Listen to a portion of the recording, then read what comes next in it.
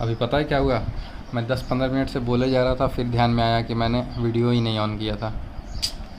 चलो देखो, हम लोग बाइंडिंग एनर्जी पढ़ लिए हैं। अब एक बाइंडिंग एनर्जी पर न्यूक्लियन और मास नंबर के साथ एक हम लोग ग्राफ पढ़ेंगे, है ना। बाइंडिंग एनर्जी पर न्यूक्लियन और मास नंबर, मतलब इधर होगा मास नंबर और इधर होगा बाइंडिंग एनर्जी पर न्यूक्लियन, जिसको EBN से भी दिखा रहे हैं ना। तो इसका ग्राफ थोड़ा हमसे टेढ़ा वेढ़ा ना बन जाए, इसलिए हम तुमको एग्जैक्ट ग्राफ बुक से ही पढ़ाएंगे। से पहले थोड़ा सा बता देते हैं कैसे होगा। वो ग्राफ लगभग ऐसे आएगा, ऐसे ऐसे ऐसे ऐसे और फिर नीचे की तरफ जाएगा, ठीक है।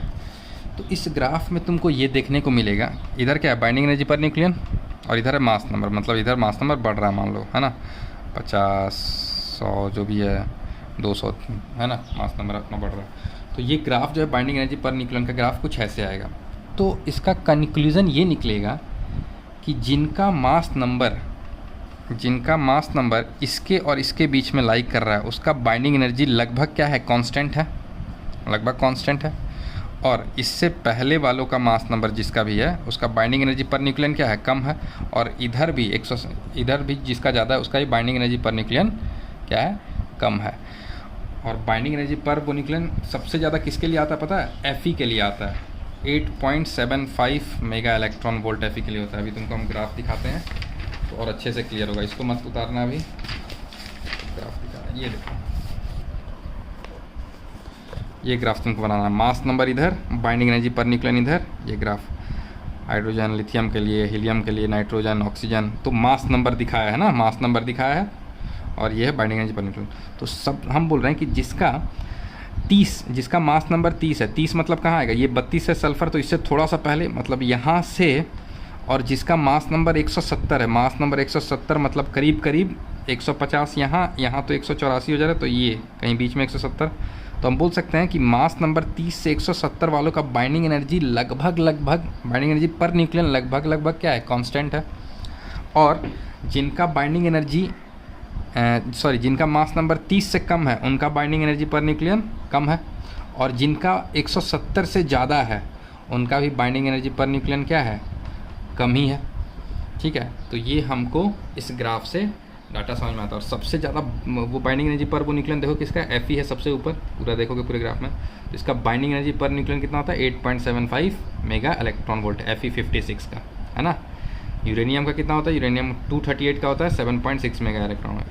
यूरेनियम के कितने आइसोटोप्स होते हैं, 3, U38 होता है, U35 होता है, 235, 238, ठीक है, और एक 234 होता है शायद। अभी हम लोग देखेंगे, फिजन पढ़ेंगे ना, उसमें बताएंगे, ठीक है। तो इस ग्राफ को लिख लो और ये पॉइंट्स लिख सकते हो, 1, 2, ये दोनों पॉइंट्स लिख सकते हो इस ये ग्राफ बना के, ठीक है। दिख रहा होगा, पॉज करके लिख लो।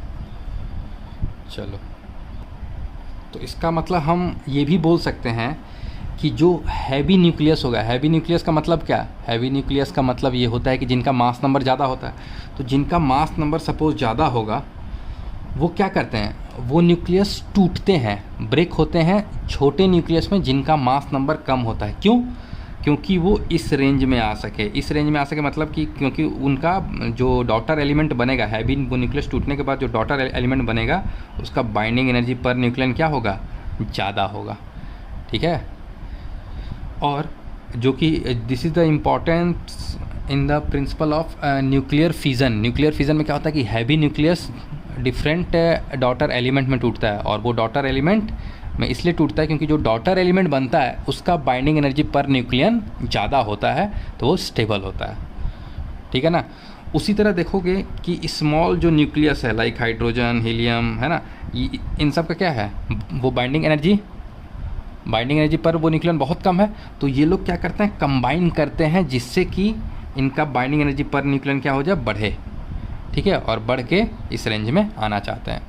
And this is the important वो प्रिंसिपल इन न्यूक्लियर फ्यूज़न, जिसमें कि स्मॉलर न्यूक्लियाई जो हैं फ्यूज़ होते हैं और टू फॉर्म हैवी न्यूक्लियस, ठीक है।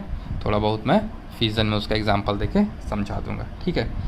ये लिख लो, ये सब थोड़े बहुत इंफॉर्मेशन है जो हमको इस कर्व से पता चलता है, ठीक। उसके बाद मैंने एक और चीज़ बता दिया, ग्रुप डिस्प्लेसमेंट लॉ।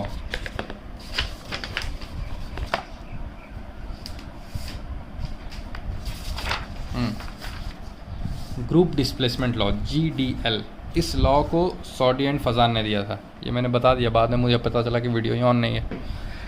चलो, ग्रुप डिस्प्लेसमेंट लॉ में ये पता चला कि ये कहा गया कि मान लो एक वो पीरियड का एलिमेंट है, सपोज किसी पर्टिकुलर पीरियड का एलिमेंट है, और उसमें से मान लो एक पेरेंट एलिमेंट है जो कि रेडियो एक्टिव है। वो क्या है?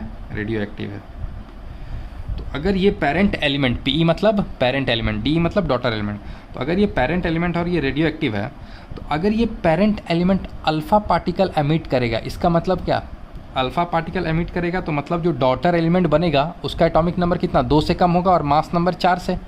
तो ये दिखाएगा कि अगर उसका एटॉमिक नंबर 2 से कम होगा तो वो पीरियडिक टेबल में इसके लेफ़्ट में आएगा, इसके लेफ़्ट में आएगा, यानी ये यहाँ है, और कितना लेफ़्ट? 2 यूनिट लेफ़्ट, क्योंकि एटॉमिक नंबर 2 से कम हुआ है ना, तो यहाँ पे आ जाएगा।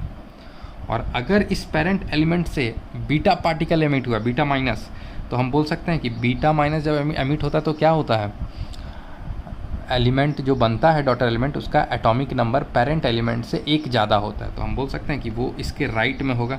डॉटर एलिमेंट जो बीटा माइनस एमिट होने के बाद जो बनेगा वो इस पेरेंट एलिमेंट के जस्ट 1 पोजीशन बाद होगा।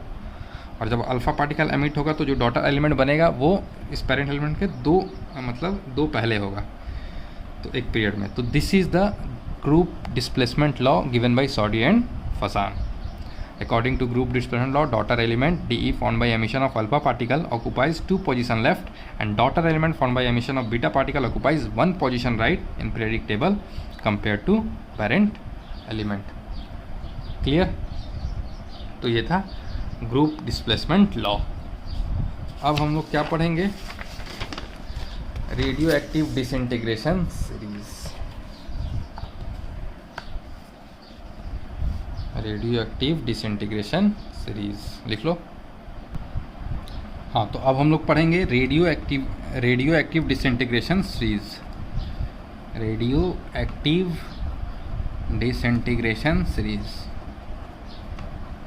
और ये अपना इस चैप्टर का लास्ट टॉपिक भी है ना।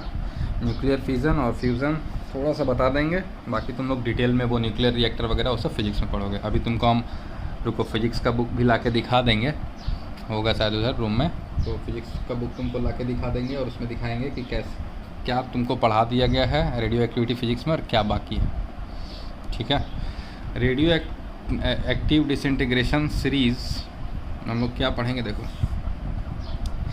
इसमें क्या है कि रेडियो एक्टिव डिसइंटीग्रेशन सीरीज़ क्या होता है कि जैसे मान लो एक पेरेंट एलिमेंट है, ठीक है, पेरेंट न्यूक्लियाई या पेरेंट एलिमेंट, वो अनस्टेबल है, तो वो रेडियो एक्टिव के थ्रू क्या करेगा? रेडिएशन एमिट करेगा और कुछ नए एलिमेंट्स में बनेगा। अब मान लो जो नया एलिमेंट्स बना है वो भी स्टेबल नहीं है, वो भी अनस्टेबल है, तो हम बोल सकते हैं फिर वो जाके जो वो नया एलिमेंट अनस्टेबल बना है फिर वो भी कुछ रेडिएशन एमिट करके फिर से वो न्यू एलिमेंट बनाएगा। तो ये तब तक प्रोसेस चलता रहेगा जब तक कि आपका फाइनल स्टेबल एलिमेंट ना बन जाए। ठीक है, तो मान के चलो हम ये बोल रहे हैं कि सपोज कोई एलिमेंट A अनस्टेबल है, A से B बना, B भी अनस्टेबल है, B से C बना, C भी अनस्टेबल है, C से D बना, मान लो D भी अनस्टेबल है, D से E बना, तो ये अब स्टेबल है। तो A से E तक ये जो चला है इसी को सीरीज़ बोल रहे हैं, इसी को क्या बोल रहे हैं? सीरीज़ बोल रहे हैं। ठीक है, तो हम लोग लिख सकते हैं कि if parent element is unstable and radioactive, unstable है और रेडियो एक्टिव है, radioactive, then it will emit radiation and convert it into a new element,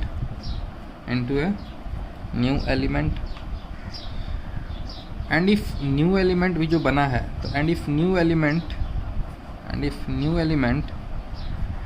is unstable, then it will again convert into फिर से another new element,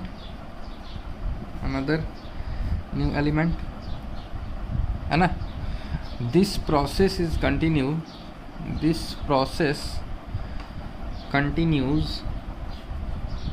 till the formation of stable element,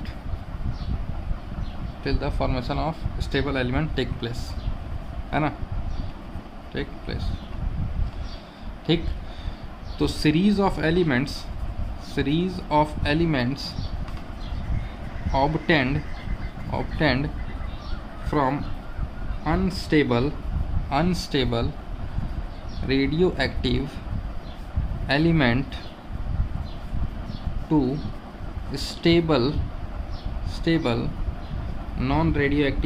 to stable non-radioactive element is known as radioactive disintegration series, is known as अब दिख रहा है ना, radioactive disintegration series,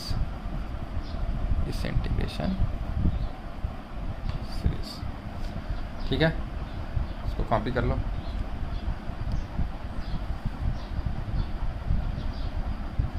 है ना। अब इस टेबल को बनाओगे। ये टेबल क्या है, इधर मत देखो, एक ऊपर में सीरीज़ है, इधर पेरेंट एलिमेंट या पेरेंट वो न्यूक्लियस, यहाँ है लास्ट स्टेबल न्यूक्लियस, ये है नंबर ऑफ अल्फ़ा पार्टिकल्स, ये है नंबर ऑफ बीटा पार्टिकल्स। मतलब कि पेरेंट एलिमेंट से जो स्टेबल वो न्यूक्लियस पहुँचेगा तो उसमें कितना अल्फ़ा पार्टिकल निकलेगा और कितना बीटा पार्टिकल निकलेगा। ठीक है। अब तो इसमें 4 होते हैं सीरीज़, वो 4 टाइप के सीरीज़ होते हैं, thorium series, neptunium series, uranium series और एक्टिनियम सीरीज़। तो जो थोरियम सीरीज़ होता है उसको 4n सीरीज़ भी बोलते हैं, जो नेपच्यूनियम सीरीज़ होता है उसको 4n+1 सीरीज़ भी बोलते हैं, जो यूरेनियम सीरीज़ होता है उसको 4n+2 सीरीज़ बोलते हैं, और जो एक्टिनियम सीरीज़ होता है उसको 4n+3 सीरीज़ बोलते हैं। अब ये 4n, 4n+1, 4n+2 कैसे बोलते हैं ये एक बार देख ले क्या, एक मिनट, तो ये एक बार देख लेते हैं कि कैसे। अब देखो, मान लो इस थोरियम है, ये थोरियम क्या है 23290, हम तुमको बता रहे हैं कि इसको 4n सीरीज़ भी क्यों बोलते हैं। तो जो मास नंबर है ना, जो मास नंबर है उसको 4 से डिवाइड करो, उसको 4 से डिवाइड करो तो क्या होगा, 232 को हम 4 से डिवाइड करेंगे तो कितना, 4 5 जा 20 और 4 8 जा 32, 58 बार में डिविजिबल हो जाएगा। तो क्या रिमाइंडर इसमें क्या बचेगा, रिमाइंडर बचेगा 0। तो हम इसको बोलेंगे 4n+0 series, 4n+0 series. 4n इसलिए क्योंकि ये 4 का मल्टीपल है, ठीक है, और 0 इसलिए क्योंकि ये रिमाइंडर 0 है। तो 4n+0 ना बोल के इसको सिर्फ 4n सीरीज़ भी बोलते हैं। अब एक खासियत देखो, जो भी 4n सीरीज़ का पेरेंट एलिमेंट होगा और जो भी 4n सीरीज़ का लास्ट स्टेबल वो न्यूक्लियस होगा वो भी 4n सीरीज़ होगा। मतलब हम कहना चाह रहे हैं कि ये Pb20882 भी 4n सीरीज़ में होगा। क्यों? क्योंकि देखो 208 है, जो मास नंबर है उसको 4 से डिवाइड करो, क्या वो डिवाइड हो जा रहा है, डिवाइड हो जा रहा है, तो इसका मतलब ये 4n सीरीज़ का है, क्योंकि रिमाइंडर इसमें कुछ नहीं बच रहा है। ओके, नेक्स्ट देखते हैं नेपच्यूनियम वाला, नेपच्यूनियम सीरीज़। तो नेपच्यूनियम सीरीज़ में जो है, एक मिनट, हाँ, उसके बाद उसी तरह अगर हम NP का देखेंगे, वो नेपच्यूनियम सीरीज़ जो है, नेपच्यूनियम सीरीज़ अगर देखोगे तो मान लो वो स्टार्ट हुआ Pu241 और 94 से और एंड हुआ बिस्मुथ 20983 पे, है ना, इस पे एंड हुआ। अब इसमें हम लोग क्या देखेंगे कि ये जो है 241, इसको डिवाइड दो 4 से, कितना होगा, 4 6 4 जा 24, 0 6 4 जा 24, उसके बाद 6 24 60 बार में ना, 60, और वो रिमाइंडर क्या बचेगा, रिमाइंडर बचेगा 1, रिमाइंडर क्या बचेगा 1। तो इसको हम लोग बोलते हैं 4n+1, है ना, 4n+1, रिमाइंडर बचा 1, तो इसको बोलते हैं 4n+1 सीरीज़। ये जो 209 है इसको भी देख लो, 4 से डिवाइड करके रिमाइंडर बचेगा 1, तो इसको बोलेंगे 4n+1 सीरीज़, है ना। तो इस तरह से 4n+1 ये हो गया, 4n+2 ये हो गया, 4n+3 ये हो गया सीरीज़, ठीक है। तो ये आपको रखना पड़ेगा याद। देखो 1 2 3 इनको बोलते हैं नेचुरल सीरीज़, 4n को 4n+2 को 4n+3 को नेचुरल सीरीज़ और क्लासिकल सीरीज़ भी बोलते हैं, और क्लासिकल सीरीज़। और एकमात्र जो आर्टिफिशियल सीरीज़ है, आर्टिफिशियल सीरीज़ वो कौन सा है, नेपच्यूनियम सीरीज़, यानी 4n+1 सीरीज़ आर्टिफिशियल सीरीज़ है, ठीक है। तुमसे पूछ सकता है 4n+2 में कितना अल्फ़ा निकलता है, कितना बीटा निकलता है, इस टाइप्स के क्वेश्चन, ठीक है। तो ये हो गया, ये हमारा आज के जो लेक्चर है वो समाप्त होने पर आया। अब हमने पढ़ लिया ये भी रेडियो एक्टिविटी डिसइंटीग्रेशन सीरीज़।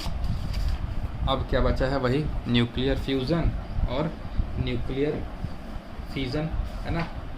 तो जो भी न्यूक्लियर फिज़न और न्यूक्लियर फ्यूज़न है, तो सबसे पहले देख लेते हैं कि न्यूक्लियर फिज़न क्या होता है, ठीक है। तो न्यूक्लियर फिज़न जो होता है